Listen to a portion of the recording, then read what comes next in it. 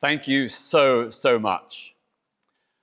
What I want to do today is to give you a sense of hope that you can be change makers, that you can be active citizens who can change things to make this school, your community, this country, and the world a better place. So I want to tell you a little bit about how I began and some of the things that I've done, which I hope might inspire you to realize that you can be a change maker. So let me start with me and how I began. I've been campaigning for human rights in Britain and around the world for nearly 59 years. I've been involved in more than 3,000 protests. I've been arrested 103 times in 5 different countries. I've been subjected to over 300 violent assaults, mostly by far-right extremists, plus more than 50 attacks upon my home, including bottles and bricks through the window, 3 arson attacks, and even a bullet through my front door. But I am still here, still campaigning. So when and how did I begin? I began when, like you, I was still at school, age 15, in 1967. I saw injustice and I wanted to do something to help stop it. I didn't have any reference points, but I read history avidly. And so I was inspired by Mahatma Gandhi, who led the non-violent struggle against British imperialism in India. His non-violent resistance campaigns, supported by millions of Indians, forced the British Empire out of India, and India won its independence. I was also inspired by Sylvia Pankhurst, one of the suffragettes, who wasn't only a feminist who campaigned for women's right to vote, but she particularly campaigned for the rights of working class women, for equal pay for women, for childcare and nursery provision, for community kitchens so that women workers didn't have to go home and cook meals. And then, of course, I was also inspired by Martin Luther King, the leader of the Black civil rights movement in the United States. Indeed, my first political awareness was when I was aged 11 in 1963. In my hometown of Melbourne, Australia, I heard about the bombing of a black church in Birmingham, Alabama, in the United States, where 4 young girls about my own age were murdered by white racists, by the Ku Klux Klan. I was only 11 years old. I lived thousands of miles away in Australia. I was white. But immediately, I understood just how wrong that was. My heart went out to black Americans at the terrible injustice they were suffering in the southern states, denied the right to vote, widespread segregation on public transport, beaches, parks, everywhere. And so, as a result of that bombing and the news reports about it, I got interested in and inspired by the Black civil rights movement. I saw them as fighting a just cause. And it prompted me to also then reflect upon Australia's treatment of Indigenous Black Aboriginal people. When English settlers went to Australia in the late 1700s, they dispossessed Aboriginal people from their own land. They forced them out of the fertile coastal areas into deserts. They denied them basic rights. Many English settlers had, in England, done fox hunting. They'd go out on horseback to hunt foxes and kill foxes. But there were no foxes in Australia, so they used to go Aboriginal hunting. They'd go out on horseback, find Aboriginals in the bush and shoot them dead, as if they were foxes. This history was completely suppressed. You never learned about it in school. But I went to the public library, and I poured through books and discovered all this. So when I was 15, I initiated a campaign to fundraise among school students to support the struggle of Black Australians. We did a long walk along the beaches in Melbourne and raised what today would be the equivalent of hundreds of thousands of pounds for Aboriginal rights. That was my first campaign. The second campaign was in 1967, still in the state of Victoria, in Australia. There was the death penalty. And a prisoner had allegedly escaped from jail and shot dead a prison warder during his escape. I read a report in the local Melbourne newspaper, the Herald, which gave a summary of the autopsy on the dead warder's body.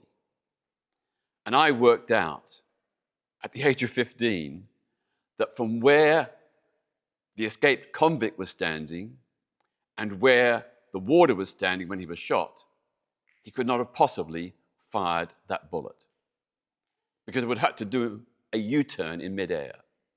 Most likely, the warder was accidentally shot by another warder on the watchtower. So I joined the campaign to stop his execution. Sadly, we failed. But the hue and cry against the injustice of a man who was hanged for a crime where there was not conclusive proof and severe doubt that he was guilty, that hue and cry led to the abolition of capital punishment in Australia. The other big campaign at the time was against the Vietnam War. Australia was fighting alongside the Americans in Vietnam. We were told this was a just war to stop godless communists taking over Vietnam. What we weren't told is the Vietnamese people wanted a democratic communist government. They wanted the Americans and the Australians and all the other foreigners to leave. And indeed, the United States intervened in the 1950s to stop a general election in Vietnam because they feared the communists would win. Again, we weren't told the truth. But I had an American history teacher who told me about books by historians, American historians, about the truth about Vietnam. And I discovered terrible war crimes were being committed by the United States Army in Vietnam. And Australia was sending troops to support those Americans. The most famous example was the My Lai massacre in Vietnam, I think in 1969, when hundreds of villagers, innocent villagers, were massacred by an American army platoon. It was just one example of the terrible crimes committed by the United States. So that's how I began. In 1969, when I was 17, I realized I was gay. And so then I wanted to do something about that. Because at the time, in Melbourne, Australia, if you were gay, you could be locked up in prison. You could be even taken and forcibly held in a psychiatric hospital because homosexuality was deemed to be a mental illness. And I wanted to do something. But in those days, because of the police repression, there were no LGBT plus organizations, no support groups, no switchboards, no helplines, nothing. So at the age of 17, I wanted to set one up. And because I had no reference point, I looked to the Black Civil Rights Movement in America. How did they do it? What were the tactics, the methods they used to fight for black rights? I thought I could use those same methods to fight for LGBT plus rights. But I didn't get much progress because everybody else was too scared. The few other gay people I knew said to me, "Go away. You'll get us all locked up. You know, you're crazy. What do you know? You're 17 years old." So all I could do was write letters to the press, calling for an end to the criminalization of same-sex relationships, calling for support for LGBT plus people, and so on.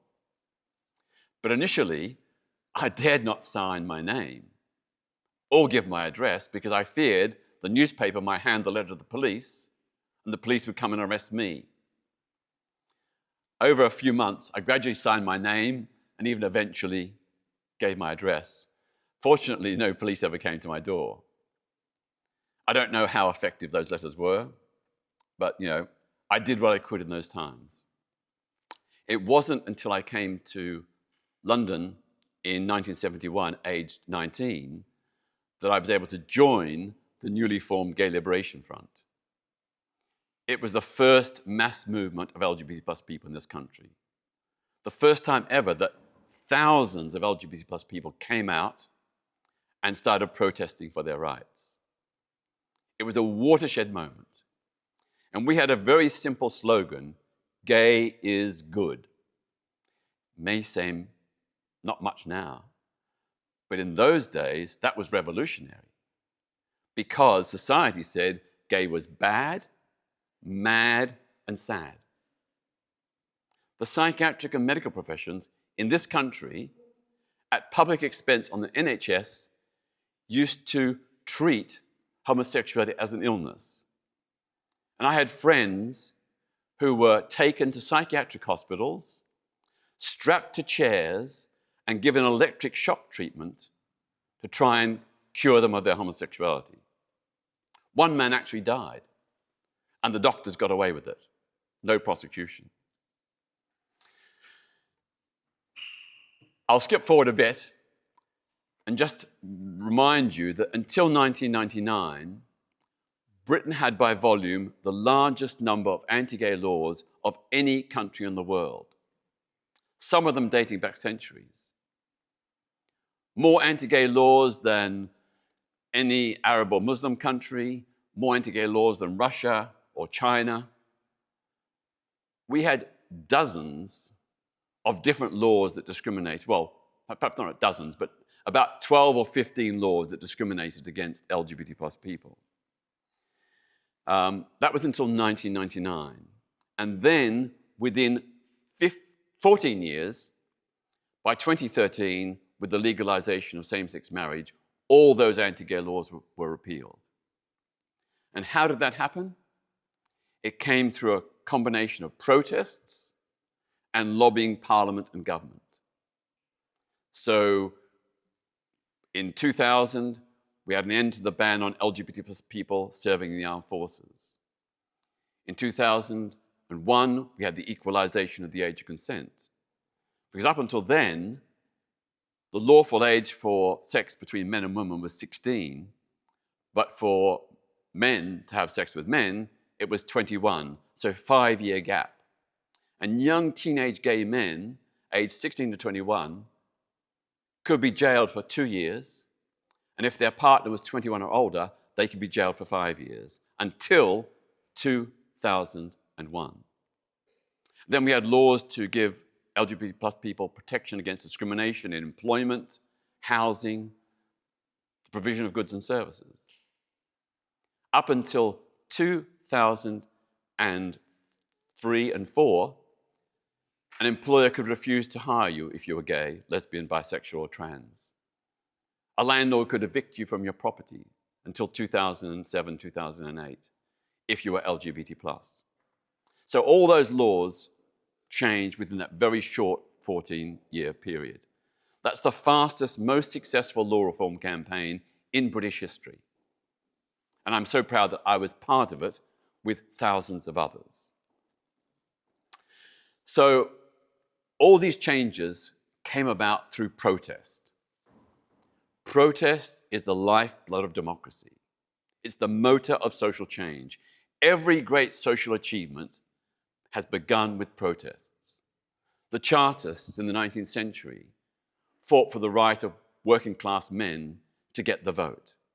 They had mass protests in London. The suffragettes in the early 20th century had mass protests to demand the extension of that right to vote to women. It was the protests that put these issues on the public agenda, put the government and others under pressure to change the law.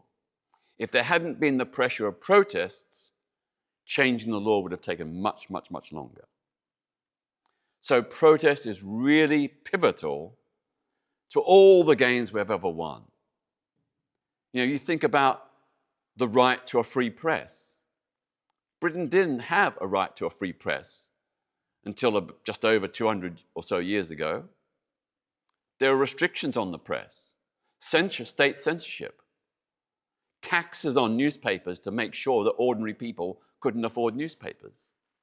People had to protest and go to prison to change that. The right to protest,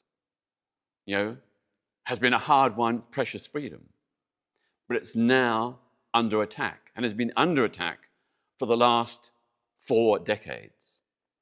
So the first really draconian anti-protest law was the Public Order Act of 1986, introduced by the Conservative government of Margaret Thatcher.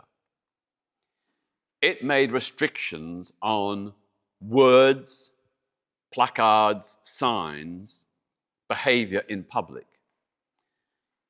If you caused public harassment, alarm, or distress, you were committing a criminal offence.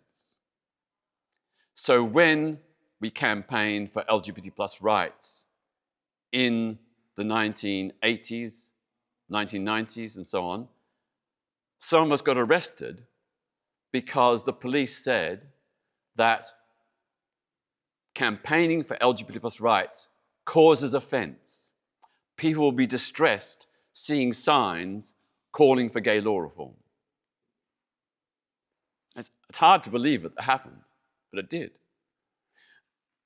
The police would also misuse that law against LGBT plus people. So there's never been a law against lesbians in this country. So the police couldn't get lesbians under any anti-lesbian law.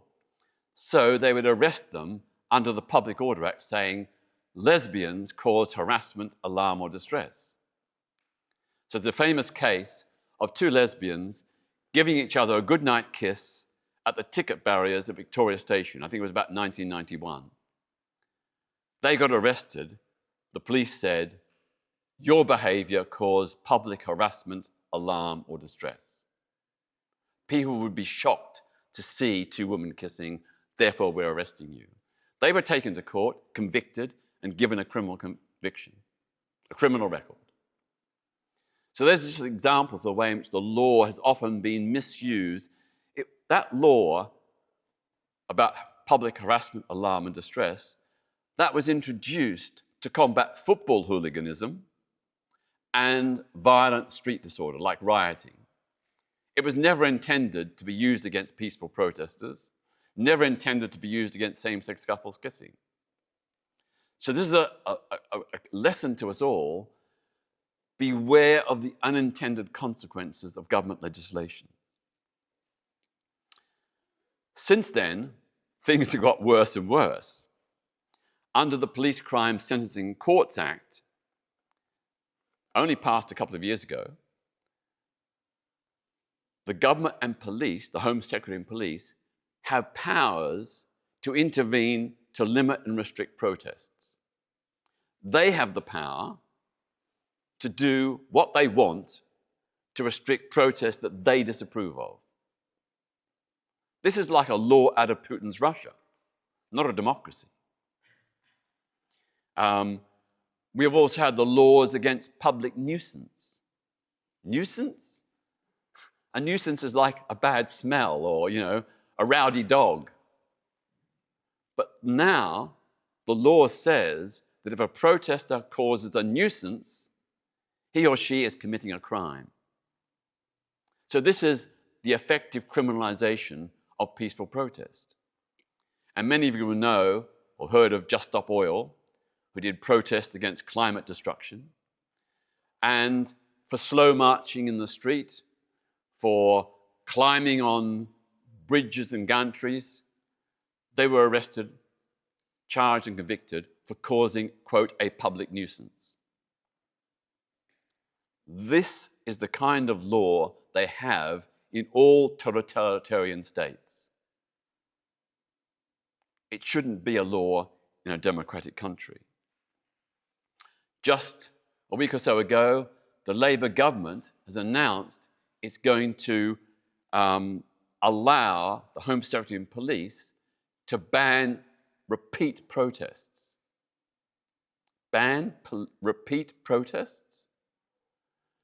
Claiming that repeat protests cause disruption and inconvenience the public, and therefore they should be banned. This is exactly, or almost exactly, what they have in Putin's Russia. Unbelievable. Unbelievable. So, this law was obviously concocted to restrict and limit protests in support of Palestine. That's the motivation for this law. There have been, since October the 7th, 2023, monthly protests in support of Palestinian rights. The government doesn't like it. It's bowing to pressure from some people in the Jewish community, not all, but some people in the Jewish community, who falsely claim that these protests are anti-Semitic. They're not. They have been simply calling for a ceasefire, for an end to Israel's indiscriminate bombing of civilian areas. You know, Israel has killed over 15,000 children in Gaza. Children. Children, little kids. I agree that Israel has a right to defend itself against Hamas terrorism, but not to kill innocent civilians, and in particular, not to kill children. Most of the civilian casualties in Gaza have been women and children, not Hamas terrorists.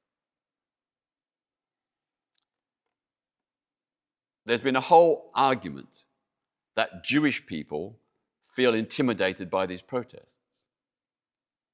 I've been on almost every single one of those protests, together with many, many Jewish people who support Palestine.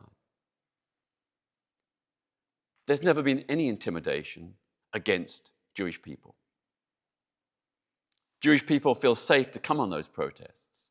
So the government has concocted this anti-Semitic claim to justify cracking down on a protest which exposes the fact that Britain is complicit in Israel's genocide in Gaza.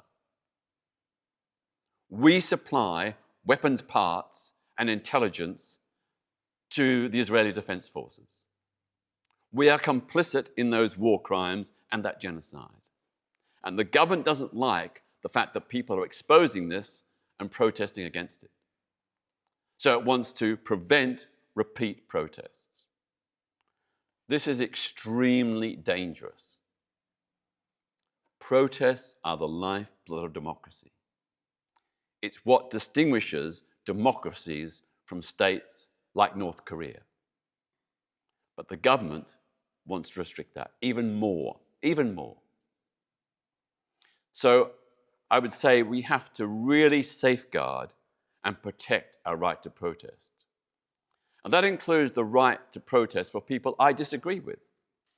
I never agreed with Brexit, but I supported the right of Brexiteers to march and protest. And yes, once I was in central London and their march blockaded my way going to St. Thomas's Hospital. But I accepted this is part of democracy. You know, many years ago, I remember a Christian street preacher, Harry Hammond, in Bournemouth, held up signs saying homosexuality is immoral. Gays must repent. He was arrested and charged under the Public Order Act for causing harassment, alarm, or distress. I didn't agree with Harry Hammond. I support gay rights, but I didn't agree with him being arrested. In a free society, he has a right to express his point of view. He doesn't have a right to threat or menace other people. He doesn't have a right to incite violence, but he does have a right to express his view. He wasn't being threatening or intimidatory. He didn't use abusive or threatening language. He just expressed a disagreeable point of view. In a democracy, there is no right to not be offended. But sometimes now, the law and many people in our society think you must not cause offense. Well, some of the greatest ideas in history have caused great offense in their time. Charles Darwin's theory of evolution, Karl Marx's critique of capitalism, Sigmund Freud's analysis of the mind and subconscious. We have to accept in a democracy that sometimes people will say things that are offensive, or even do things that are offensive. So you may have heard of the case a short time ago where Hamid Kozkan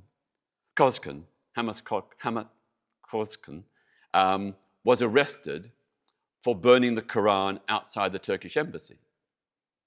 Now, I wouldn't burn the Quran myself, but he was burning the Quran in protest at the Turkish government, which was using Islam to justify the suppression of civil and human rights. And he got convicted. He got convicted for doing that. I didn't agree necessarily with him, but people have a right to protest. He appealed and he won his conviction being overturned. It's the same with Christians.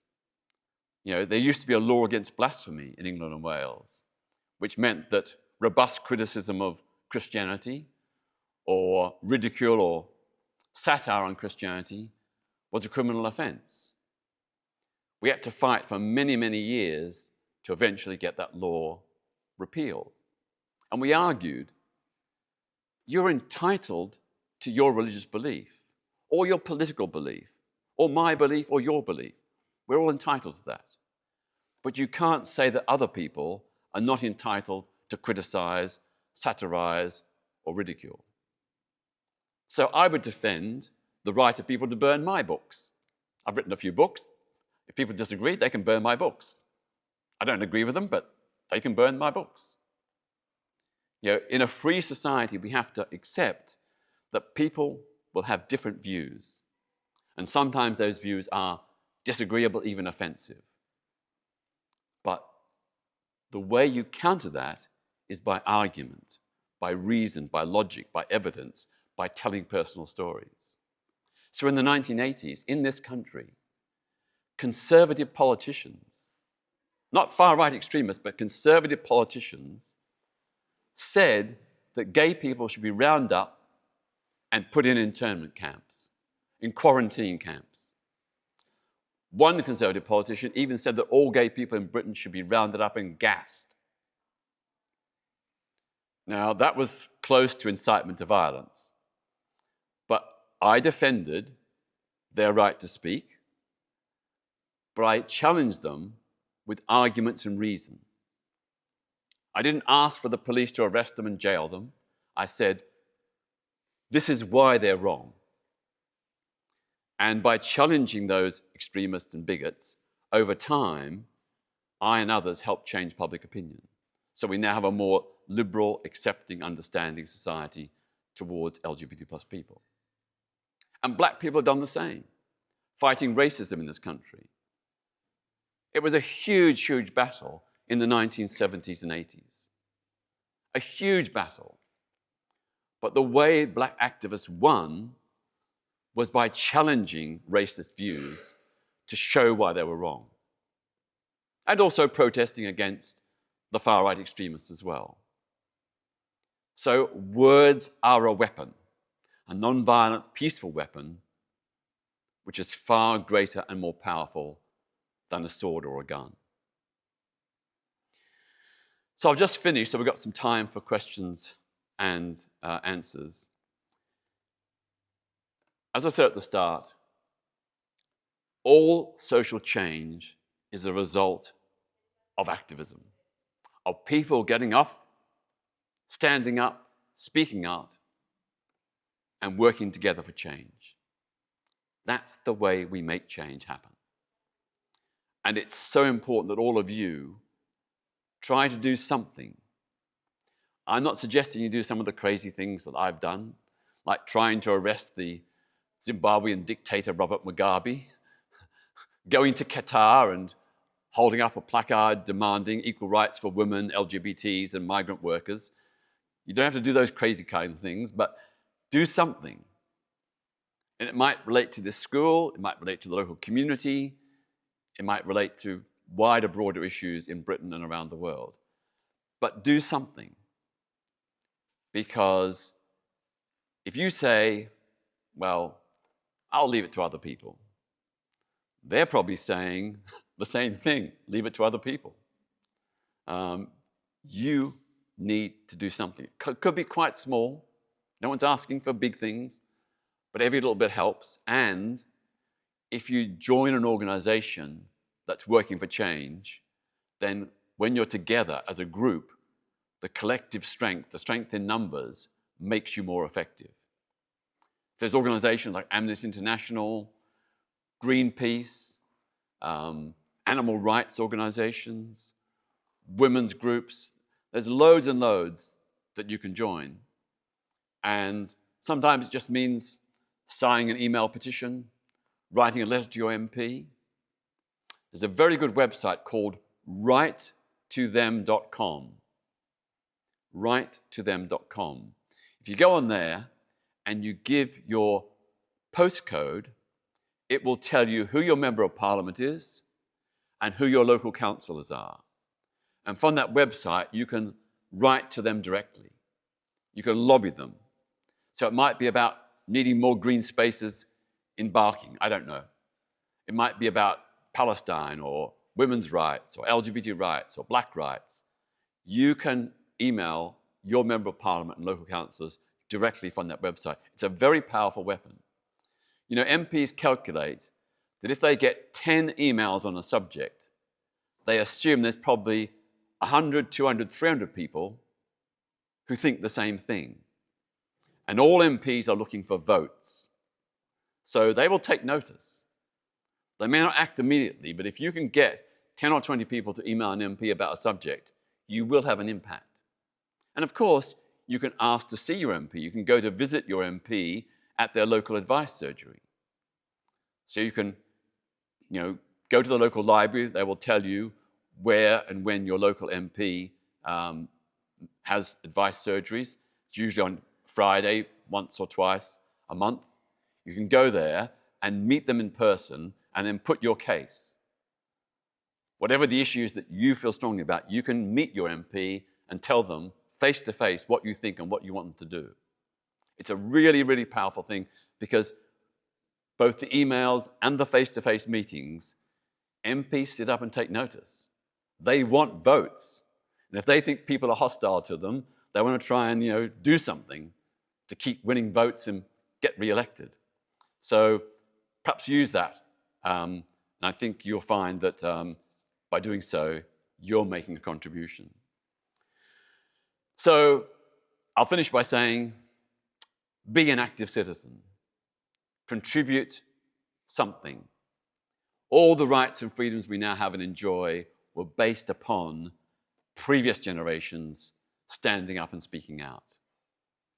Please do your bit so that you hand to the next generation a better, kinder, gentler society. Thank you.